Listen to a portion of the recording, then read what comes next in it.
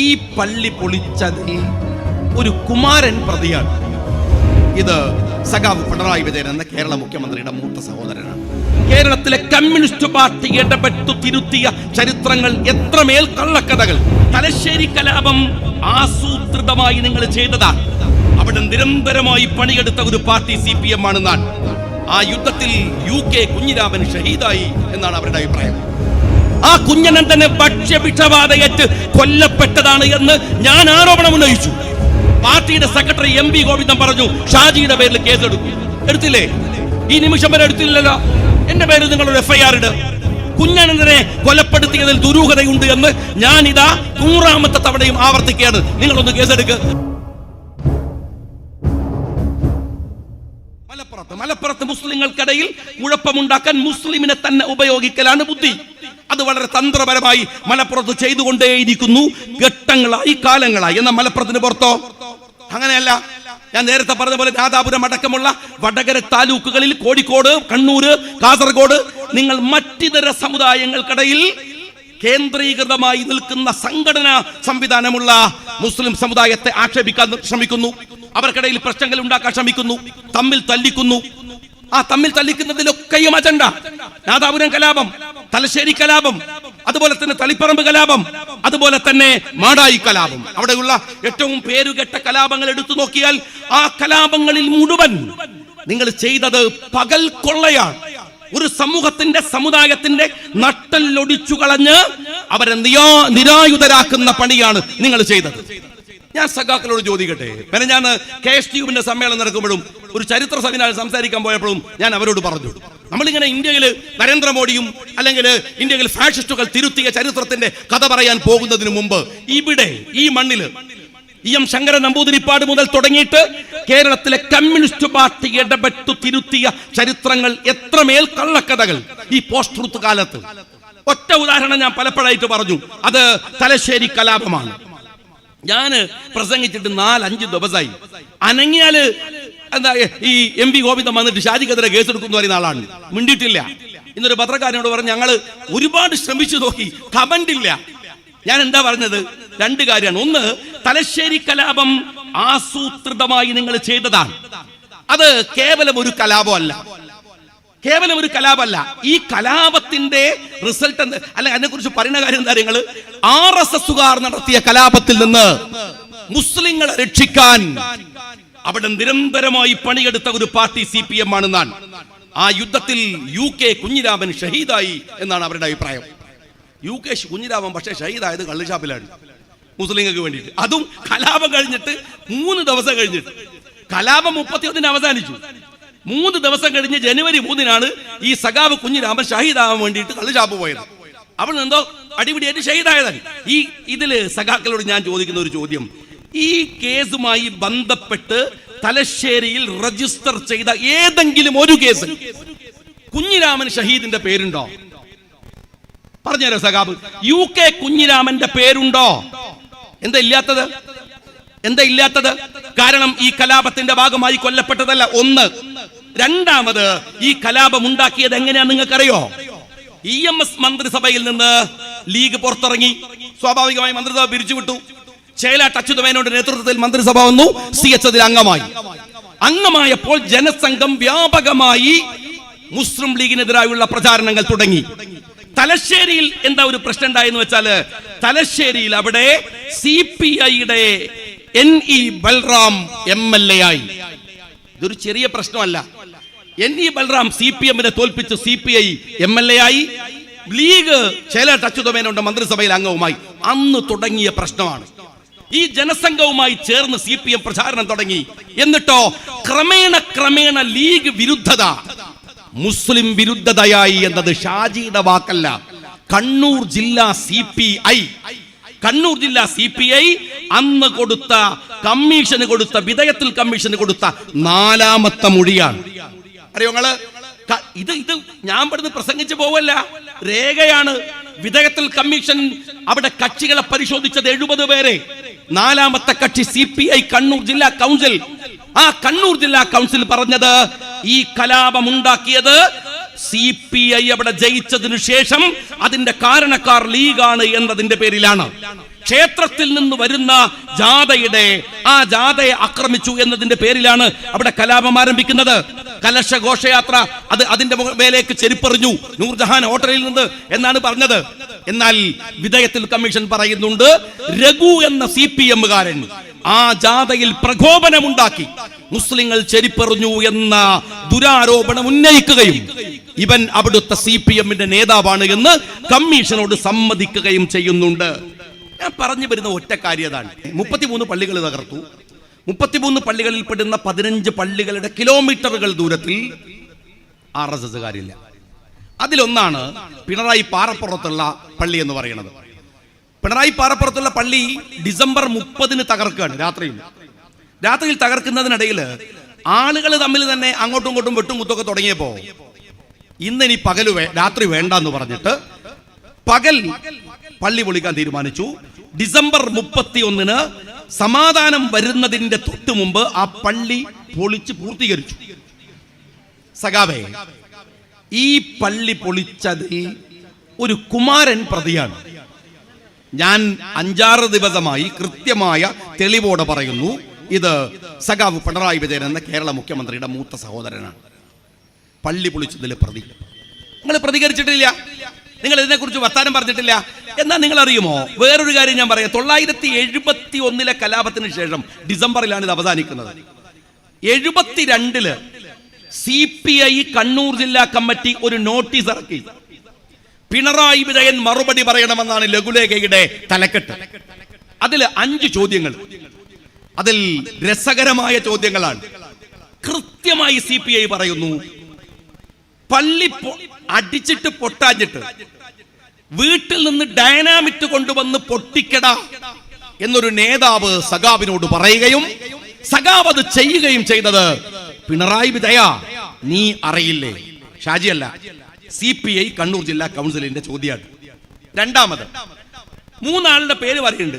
ഇന്ന് 2 ആളുടെ പേര് ഇന്ന ആളുകളുടെ കടകൾ കൊള്ളയടിച്ചിട്ട് അരിയും പഞ്ചസാരയും സോപ്പും ഒക്കെ കൊണ്ടുപോയിട്ട് 6ാമത്തെ ദിവസം സഖാവ് മറ്റേ സഖാവിനോട് ചോദിക്കാൻ, അല്ല നിന്റെതൊക്കെ തീർന്നു പോയോ, ഇനി എന്താ ചെയ്യുക എന്ന് ചോദിച്ച സഖാവിനെയും മറ്റേ സഖാവിനെയും പിണറായി വിജയ അങ്ങയുടെ ഇടത്തും വലത്തും കാണാറുണ്ടല്ലോ. 2ാമത്തെ ചോദ്യം. 3ാമത്തെ ചോദ്യം അതിലൊരു രസമുള്ളതാണ്. മുസ്ലിങ്ങളുടെ കണ്ണുനീരൊപ്പാൻ എന്ന വ്യാജേന സഖാവ് പിണറായി വിജയ നിങ്ങൾ നടന്നു പോകുമ്പോൾ അങ്ങയുടെ ഇടത്തും വലത്തും ഉള്ളവന്റെ കുപ്പായം അവൻ സോപ്പിട്ട് കഴുകിയത് ഈ മുസ്ലിങ്ങളുടെ കടകൾ കൊള്ളയടിച്ചെടുത്തുനിന്ന് കൊണ്ടുപോയ സോപ്പല്ലേ ഉപയോഗിച്ചത് എന്ന് അവരോടൊന്ന് ചോദിച്ചുകൂടായിരുന്നോ വിജയ എന്നാണ് 3ാമത്തെ ചോദ്യം. ഇതൊക്കെ റെക്കോർഡ് ചെയ്യപ്പെടുകയാണ്, ചാനലുകൾ ഇതൊക്കെ പുറത്തിടുന്നുണ്ട്. വേണമെങ്കിൽ കേസ് കൊടുക്കാവുന്ന കാര്യമല്ലേ? ഞാൻ ചോദിക്കുന്നത്, നിങ്ങൾ എന്താ മറുപടി പറയാത്തത്? ഇത്രമേൽ വലിയ കലാപങ്ങൾക്ക് നേതൃത്വം കൊടുത്ത ആളുകളെ തമ്മിൽ തല്ലിച്ച് കടന്നു വന്ന ഒരു രാഷ്ട്രീയ പാർട്ടിയാണ്. എന്നിട്ടാണ് നിങ്ങൾ ഈ വിടുവായത്തം. ഇന്ന് കോഴിക്കോട് ജില്ലയിലെ മോഹനൻ കുറച്ചു ദിവസമായിട്ട് എന്തൊക്കെയോ പ്രശ്നത്തിലാണ്.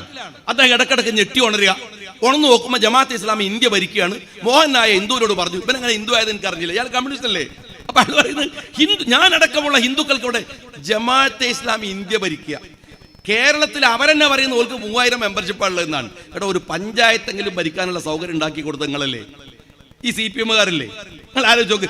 എന്നിട്ട് ഒരു ഇന്ത്യ ഭരിക്കുക, എന്നിട്ട് ഇവിടുത്തെ ഹിന്ദുക്കളെ ആട്ടി ഓടിക്കുക.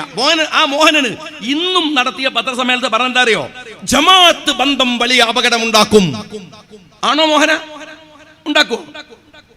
താനൂര് വെച്ച് പിണറായി വിജയൻ പറഞ്ഞു ജമാഅത്തിനെ സൂക്ഷിക്കണം, അപകടമാണ്. ആണോ പിണറായി വിജയ? ഞങ്ങൾക്കറിയില്ല, നിങ്ങളാണ് പറയേണ്ടത്. കാരണം നിങ്ങളാണ് കഴിഞ്ഞ പോലെ കൂട്ടിയിട്ട് ഭരിച്ചത് അല്ലേ? നിങ്ങൾ അനുഭവം ഗുരു, നിങ്ങൾക്കേ അറിയൂ എങ്ങനെയാണ് ജമാഅത്തെ ഇസ്ലാമിയുമായി. ഞാൻ പറയാം, ജമാഅത്തെ ഇസ്ലാമിയുമായി കൊടിയേരിയുടെ ഫ്ലാറ്റിൽ വെച്ചാണ് ജമാഅത്തിന്റെ നേതാക്കൾ നിങ്ങളുമായി ചർച്ച ചെയ്യുന്നത്. 70-ലധികം പഞ്ചായത്തിൽ മലപ്പുറം ജില്ലയിൽ മാത്രം ധാരണ. നിരവധി പഞ്ചായത്തുകൾ ഭരിച്ചതിൽ ഒറ്റ പഞ്ചായത്ത് ഞാൻ പറയാം, ഞാൻ അവിടെ പൊതുയോഗം കഴിഞ്ഞോട്ട് പറയാൻ. കൂട്ടിലങ്ങാടി പഞ്ചായത്തിന്റെ വൈസ് പ്രസിഡന്റിന്റെ പേര് EC ഹംസ എന്നാണ്. തനി ജമാഅത്ത് ഇസ്ലാമിക്കാരൻ, അന്നും ഇന്നും. അവിടുത്തെ പ്രസിഡന്റ് CPM ആണ്. എത്ര സ്ഥലം പറയണം? പൊതുയോഗത്തിലെ സമയം അതിന് തികയില്ല. ഈ ജമാഅത്തെ ഇസ്ലാമിയും SDP-യുമായി ഒരു കൊല്ലം ഭരിച്ചു. അതുകൊണ്ട് ജമാഅത്തെ ഇസ്ലാമിയുമായി കൂട്ടുകൂടിയാൽ അപകടമാണ് എന്ന് CPM പറയുന്നുവെങ്കിൽ അത് വിശ്വസിക്കേണ്ടതുണ്ട്. കാരണം അവർ ഒരുമിച്ച് ഭരിച്ചവരാണ്. കൂടെ കിടന്നവനെ രാപ്പണി അറിയൂ. അതുകൊണ്ടാണ് നിങ്ങൾ പറയുന്നത്. എന്നിട്ട് നിങ്ങൾ ലീഗിനെ ആക്ഷേപിക്കാൻ വരുന്ന എന്തിനാണ്? അടുത്ത തെരഞ്ഞെടുപ്പിൽ ലീഗ് സഖ്യമുണ്ടാക്കുമെന്നും ഭരണമില്ലാത്തത് കൊണ്ട് ലീഗിന് വെപ്രാളവുമെന്നാണ്. ഞാൻ മോഹനോട് വേറെ കാര്യം പറയട്ടെ. ഈ തവണ കോഴിക്കോട് ജില്ലാ CPM കമ്മിറ്റിയുടെ സെക്രട്ടറി സ്ഥാനം തെറിച്ചു പോകും എന്ന വിഭ്രാന്തിയാണ് മോഹനന് എന്ന് പറഞ്ഞാൽ അത് തെറ്റാന്ന് വിചാരിക്കരുത്. കാരണം മോഹൻ ഉണ്ടാക്കിയ 3 വീടും അത് കഴിഞ്ഞ് 4ാമത്തെ വീടും വിദേശത്തേക്ക് കടത്താനുള്ള പണവും അടക്കം മോഹനന്റെ നഷ്ട സ്വപ്നങ്ങൾ അയാളെ വിഭ്രാന്തി ഉണ്ടാക്കുന്നുണ്ടാവാം. മോഹൻ അറിയുന്നവർക്കറിയാം. ആ ബേജാറ് മോഹൻ ഉണ്ടാവാം. ലീഗിന് അതിന്റെ പേരിൽ യാതൊരുവിധ ബേജാറും ഇല്ല എന്ന് ഞാൻ സ്നേഹപൂർവ്വം പറയാണ്. പിന്നെ വിജയരാഘവൻ പറഞ്ഞത് നമ്മൾ കണ്ടു. വിജയരാഘവന്റെ എനിക്ക് ഭയങ്കര തമാശ തോന്നിയ ഒരു കാര്യം എന്താ വെച്ചാല്, വിജയരാഘവൻ പറഞ്ഞത് രാഹുൽ ഗാന്ധിക്കും പ്രിയങ്ക ഗാന്ധിക്കും വോട്ട് കൊടുത്ത വയനാട്ടിലെ മുസ്ലിങ്ങൾ അപകടകാരികളാണ്, കുഴപ്പക്കാരാണ്, മഹാപ്രശ്നക്കാരാണ്. ശരിയാണ്. കാരണം എന്താണ്? അവർ വോട്ട് കൊടുത്തത് രാഹുലിനാണ്. എന്നാലോ എനിക്ക് ഇഷ്ടമുള്ളത് കൊണ്ട് പറയല്ല, എന്നാലും പറയട്ടെ. തൃശ്ശൂരില് സുരേഷ് ഗോപിക്ക് വോട്ട് കൊടുത്ത ഹിന്ദുക്കൾ അപകടമാണ് എന്ന അഭിപ്രായം ഇല്ലല്ലോ. ആ അഭിപ്രായം MP ഒന്നുണ്ട്, അത് ആർക്കും അഭിപ്രായം ഇല്ലല്ലോ. തൃശ്ശൂരില് ഇല്ല. പാലയിലെ ക്രിസ്ത്യാനികൾ ക്രിസ്ത്യാനിയായ സ്ഥാനാർത്ഥിക്ക് വോട്ട് കൊടുത്താൽ വർഗീയ രാഘവ പ്രശ്നമില്ലല്ലോ, ഇല്ല. എന്നാൽ വയനാട്ടിലെ മുസ്ലിങ്ങൾ ഹിന്ദുവായ രാഹുൽ ഗാന്ധിക്ക് വോട്ട് കൊടുത്താൽ അത് വർഗീയത. ഇതെനിക്ക് മനസ്സിലായില്ല. അതിന്റെ സയൻസ് എന്താണ്? വയനാട്ടിലെ മുസ്ലിങ്ങള് അവിടുത്തെ ഒരു മുസ്ലിം സ്ഥാനാർത്ഥിക്ക് വോട്ട് കൊടുത്തതാണെങ്കിൽ പറയേ, അത് കുഴപ്പമില്ല.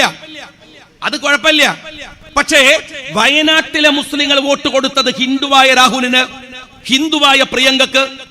ആ വർഗീയത പാലയിലെ വോട്ടർമാർക്കില്ലേ? ആ വർഗീയത നേമത്തെ വോട്ടർമാർക്കില്ലേ? ആ വർഗീയത തൃശ്ശൂരിലെ വോട്ടർമാർക്കില്ലേ? ഇത് പറയാൻ ഇഷ്ടമുള്ളത് കൊണ്ടല്ല ഞാൻ ചോദിക്കുന്നത്. രാജ്യത്ത് ഇത്രമേൽ വലിയ വർഗീയത പ്രചരിപ്പിക്കാൻ ശ്രമിക്കുന്ന CPM-കാരോട് നിങ്ങൾക്ക് ഏതർത്ഥത്തിലാണ് ഇവിടുത്തെ മറ്റു മനുഷ്യരോട് ഇങ്ങനെ സംസാരിക്കാനാവുക? ഞാൻ നേതാക്കന്മാർ ഒരുപാട് പറയുന്നുണ്ട്, ഞാൻ ദീർഘിപ്പിക്കല്ല. രണ്ട് വാർത്തകൾ നിങ്ങൾ ശ്രദ്ധിക്കേണ്ടതുണ്ട്. അത് പറഞ്ഞു നിർത്തുകയാണ്. ഒന്ന്, മെനഞ്ഞാന്ന് വന്ന ഒരു വാർത്ത. കണ്ണൂരിലെ ഒരു യൂസഫ് എന്ന് പറയുന്ന ഒരു വൃദ്ധനായ മനുഷ്യൻ, വാക്കുകൾ ഇടറിയിട്ടാണ് അയാൾ പറഞ്ഞത്. അയാൾ മകൻ സലീമിനെ CPM-കാർ കൊന്നു. ആ നാട്ടില് ഈ മനുഷ്യൻ വീട്ടിൽ നിന്നിറങ്ങി ഇത്തിരി ദൂരേക്ക് പോയാൽ സലീമിന്റെ പേരിൽ ഇതുപോലെ, ഈ ഓഫീസ് പോലെ, ഇതേപോലെ നഗരമധ്യത്തിൽ ഒരു സ്മാരകമുണ്ട്. ആ സലീമിനെ CPM കൊന്നു എന്നാണ് പറയുന്നത്. ഇവർ സ്മാരകമുണ്ടാക്കി വെച്ച പേര് വെച്ച സലീം എന്തിനാ കൊന്നെന്നറിയോ? ഒരുപാട് തവണ കണ്ണൂരിലെ ഒരു MLA എന്ന നിലക്ക് ഞാൻ അന്ന് പറഞ്ഞിരുന്നു, 10 വർഷവും പറഞ്ഞിരുന്നു. കണ്ണൂരിൽ നിങ്ങൾ ഈ പാലക്കാട് ഇങ്ങനെ നിസ്സംഗമായിരുന്നിട്ട് ഈ പ്രസംഗം കേൾക്കുന്ന രീതിയല്ല കണ്ണൂരിന്റെ പൊളിറ്റിക്സ് എന്ന് പറയുന്നത്. ഇത്രമേൽ വൃത്തികെട്ട ഒരു രാഷ്ട്രീയം CPM-നെ പോലെ കളിക്കുന്ന ഒരു ഇടമില്ല. കൊല്ലും. ബോംബെയിലെ അധോലോക സംഘത്തെ നാണിപ്പിക്കുന്ന വിധം കൊല്ലുക, എന്നിട്ടോ കൊലക്ക് പോയവനെ തെളിപ്പ് നശിപ്പിക്കാൻ പിന്നെയും കൊല്ലുക, അവനെ കൊല്ലാൻ പറഞ്ഞു വിട്ടവനെ പിന്നെയും ഇല്ലാതെയാക്കുക. ഫസലിനെ കൊന്നു. ക്ഷേത്രത്തിൽ കൊണ്ടുപോയി ഫസലിന്റെ രക്തമുള്ള തൂവാലയിട്ട് കലാപത്തെ വഴിതിരിച്ചു വിടാൻ ശ്രമം നടത്തി. പാളിപ്പോയി. പക്ഷേ ഫസലിനെ കൊന്നവരിൽ 3 പേരെയും കൊന്നു. പല തവണ ഞാൻ പറഞ്ഞു. സലീമിന്റെ വാപ്പ പറഞ്ഞു, വളരെ കൃത്യമായി സലീമിന്റെ വാപ്പ പറഞ്ഞു, റഹീസിൻ കൊല്ലപ്പെട്ടതിന് ശേഷം എന്റെ മകൻ ഉറങ്ങിയിട്ടില്ല. രണ്ടാമത് അവനാണെന്ന് അവൻ അറിയാം. ഇവരൊക്കെ ഫസൽ കൊലപാതകത്തിനുള്ള സഖാക്കളാണ്. റയീസിനെ കൊന്നു, റെയിൽ പാളത്തിൽ വെച്ച് കൊന്ന് അവിടെ ഇട്ടു. സലീമിനെ കൊന്നു, മറ്റൊരുത്തനെ കൊന്നു, 3 പേരെ കൊന്നു. തീർന്നില്ല. ഈ ഫസൽ വധവുമായി ബന്ധപ്പെട്ട 3 സഖാക്കൾ ആത്മഹത്യ ചെയ്തു എന്ന പേര് വന്നു. ഇതവിടെ ഷുക്കൂറിന്റെ കൊലപാതകം പരിശോധിക്കും നിങ്ങൾ. ഷുക്കൂർ കൊലക്കേസിൽ പ്രതിയുടെ ഭാര്യ ഇത്തിരി ഔട്ട്സ്പോക്കൺ ആണ്, വർത്താനം പറയും. അതുകൊണ്ട് പല സമയം പാർട്ടി അവരെ നിയന്ത്രിക്കാൻ ശ്രമിച്ചു, നടന്നില്ല. ഒരു ദിവസം ആത്മഹത്യ ചെയ്ത രൂപത്തിൽ കാണുന്നു. വേറൊരു പ്രതി കൊല്ലപ്പെട്ട രൂപത്തിൽ. ഇവിടെ എന്താണ് കല്ലിക്കണ്ടി നമ്മളുടെ പ്രവർത്തകർ മൻസൂറിനെ കൊലപ്പെടുത്തിയ പ്രതി വളയത്തുപോയി. അവന്റെ നാട്ടിൽ തൂങ്ങാൻ സ്ഥലല്ലേ, വളയത്തുപോയി തൂങ്ങി മരിച്ചു അത്രേ. അങ്ങനെയാണ് കാണുന്നത്, അങ്ങനെയാണ് കേൾക്കുന്നത്. പക്ഷെ ഇതൊക്കെയും കൊലപാതകങ്ങളാണ്. ടി.പി. ചന്ദ്രശേഖരനെ കൊലപ്പെടുത്തിയ കുഞ്ഞനന്ദൻ, ആ കുഞ്ഞനന്ദനെ ഭക്ഷ്യഭിക്ഷബാധയേറ്റ് കൊല്ലപ്പെട്ടതാണ് എന്ന് ഞാൻ ആരോപണം ഉന്നയിച്ചു.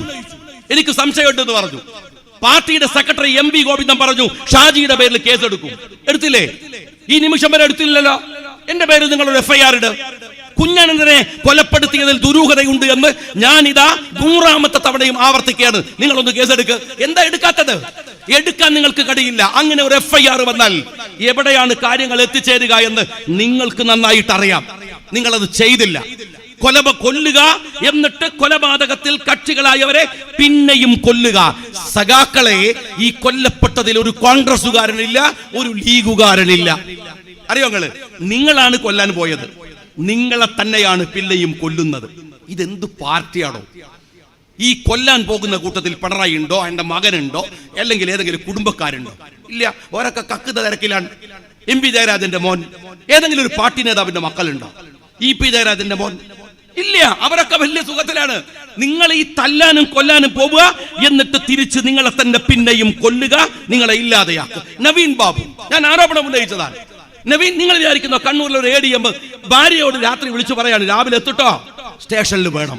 2 പെൺകുട്ടികൾ, ഭാര്യയും. ഒരു കുറിപ്പെഴുതി വെച്ചില്ലേ ആ മനുഷ്യൻ? ADM അല്ലേ? ഒരു ജില്ലയുടെ 2ാം സ്ഥാനക്കാരനല്ലേ? ഒരു വാട്സാപ്പിൽ ഒരു മെസ്സേജ്, മക്കളെ ഞാൻ പോവുകയാണ്, ഇനി എന്നെ കാത്തു നിൽക്കണ്ട. ഭാര്യയോട് സ്റ്റേഷനിൽ ഞാൻ വന്നിറങ്ങില്ല, ഞാൻ ഇതാ മരിക്കാൻ പോവാണ്. ഒരു മെസ്സേജ്. കോമൺ സെൻസ് വിശ്വസിക്കുന്നില്ലേ നിങ്ങൾ? ആ മനുഷ്യനെ കൊന്നതാണ്. ഇത് ആരോപണമാണ്. ആ കുടുംബം കോടതിയിൽ പോയി CBI എൻക്വയറി വേണ്ടെന്ന് പറഞ്ഞിരിക്കാം. പക്ഷെ ദുരൂഹതയുണ്ട്. എനിക്കറിയാം. 1 കിലോമീറ്റർ ദൂരമില്ലാത്ത അവിടെ ജില്ലാ ആശുപത്രിയിലേക്ക് പോവാതെ 20 കിലോമീറ്റർ അപ്പുറത്തുള്ള ദിവ്യയുടെ ഭർത്താവ് ജോലി ചെയ്യുന്ന പരിയാരം മെഡിക്കൽ കോളേജ് എന്ന CPM കേന്ദ്രത്തിലേക്ക് കൊണ്ടുപോയി പോസ്റ്റ്മോർട്ടം നടത്തിയത്. എന്തെല്ലാം കാര്യങ്ങൾ ഞാൻ വിശദീകരിക്കാൻ നിൽക്കില്ല. ഇതൊരു അപകടം പിടിച്ച സംഘമാണ്. കലാരാജുവിനെ കഴിഞ്ഞ ദിവസം കലാരാജുവിനെ ആ സ്ത്രീയെ വലിച്ച് കാറിലിട്ടിട്ട് ആ സ്ത്രീയുടെ കാറ് ഡോർമ കുടുങ്ങി. ആ പാപം പറയാണ് എന്റെ കാല് കുടുങ്ങി. അപ്പൊ ഒരു സഖാവ് പറയാണ് അത് ആഫീസിലെത്തിയിട്ട് വെട്ടിത്തരാം. ശരിയാണ്. അത് തല വെട്ടുന്നതും കാല് വെട്ടുന്നതും കൈ വെട്ടുന്നതും ആഫീസാണ്. പിന്നെ അതല്ലേ വഴി. അവിടുന്ന് വെട്ടിത്തരാം. ആരോട്? കലാരാജുവിനോട് പറയാണ്. ഒരു സ്ത്രീയോട്. നിങ്ങൾ ഇവിടെ എന്താണ് ഈ മുഖ്യമന്ത്രി ഈ നാട്ടിൽ ഉണ്ടാക്കുന്നത് എന്ന് ഓർത്തു നോക്ക്.